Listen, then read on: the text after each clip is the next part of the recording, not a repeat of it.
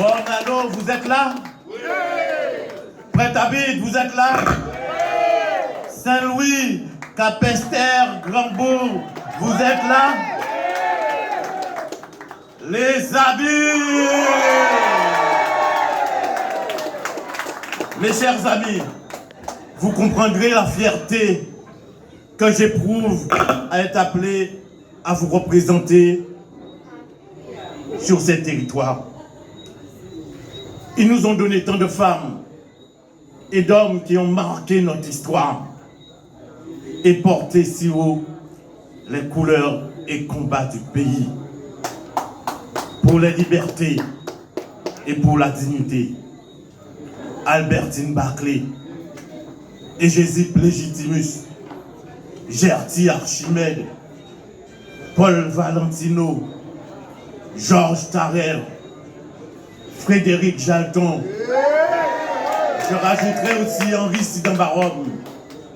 Oui, tous, ils se sont illustrés par leur pugnacité dans les combats qui ont été amenés pour accéder à la dignité d'homme, de travailleurs et de citoyens.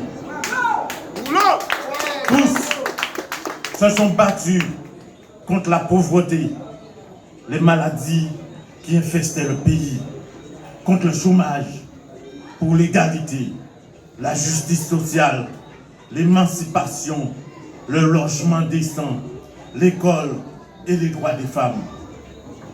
Les enjeux aujourd'hui sont en effet plus cruciaux que jamais. La pauvreté augmente. Les crises sanitaires sociales ont mis à terre notre économie. La pandémie a mis à nu la fragilité du système de santé. Cela renforce votre responsabilité dans le choix du député que vous élirez le 11 juin. Beaucoup dépend de lui. C'est pourquoi, avec ma candidature, je vous invite à continuer le combat. C'est en effet à l'Assemblée nationale que sont votées les lois. Ces lois qui réforment le pays dont on a besoin. C'est là encore que se construisent les politiques en faveur des jeunes. Il en est urgent de leur redonner confiance, de leur offrir de nouveaux espaces propices à l'autonomie, à l'engagement, à la responsabilité.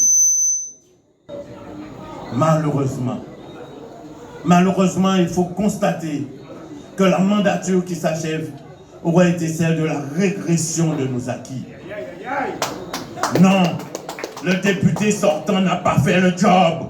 Il a esquivé les questions qui font souffrir le pays et souvent sacrifié ses intérêts.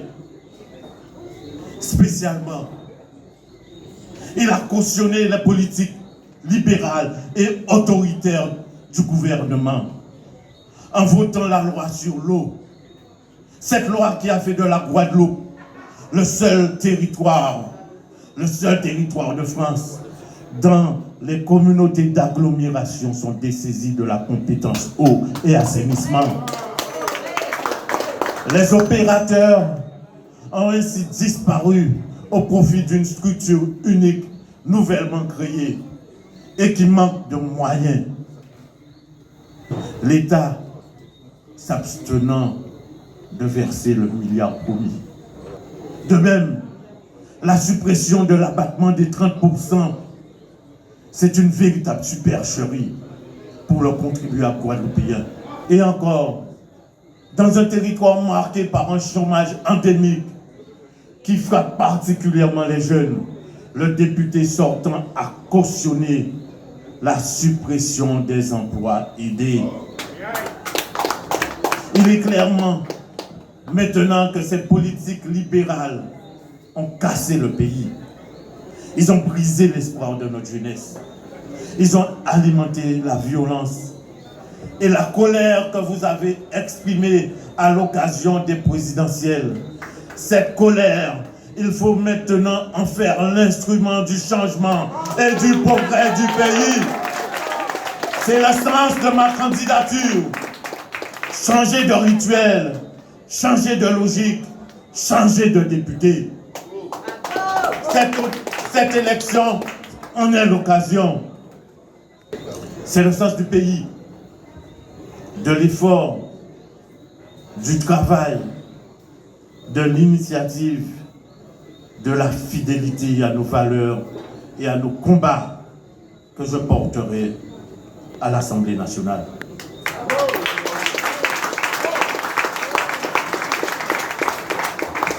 C'est bien parce que les chantiers de l'avenir sont immenses et qu'il faut d'urgence renouer avec le combat de la transformation sociale et du progrès économique.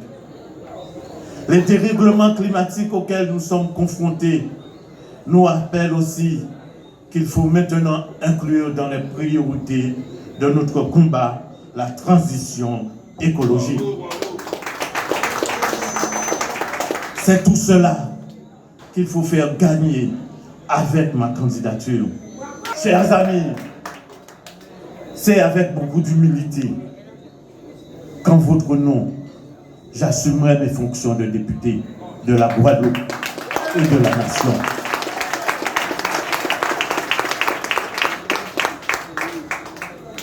Je le ferai dans la proximité, avec la fidélité aux valeurs et au combat de la gauche, dans le respect du prolongement du combat politique que je mène depuis de longues années avec les forces progressistes, humanistes, centristes et écologistes de notre archipel. Avec Éric Jalton, président de la FRAPP, qui m'a fait l'honneur de présider et d'être mon président de mon comité de soutien. Éric Jalton, sans le soutien duquel je ne serais pas là aujourd'hui et que je remercie de tout mon cœur. La FRAPP, force de rassemblement à Bimien pour le progrès. Je serai naturellement votre député. Vous qui m'avez tout appris, vous qui m'avez tout donné, et notamment d'être un élu local, un élu en responsabilité. En avant pour élire un député qui sera nous et qui sera utile et fidèle à nos combats. Libérons et répondons nos forces militantes et notre amour pour nous-mêmes de la circonscription au service de la victoire. Allons partout convaincre.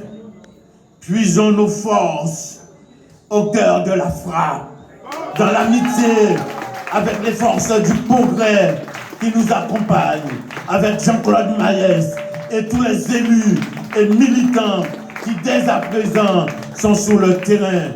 Je les remercie. Puisons notre force dans la puissance qu'Éric Jalton s'est déployé pour les grandes victoires. Oui, chers amis, ensemble, tous ensemble, nous qui gagnons ensemble.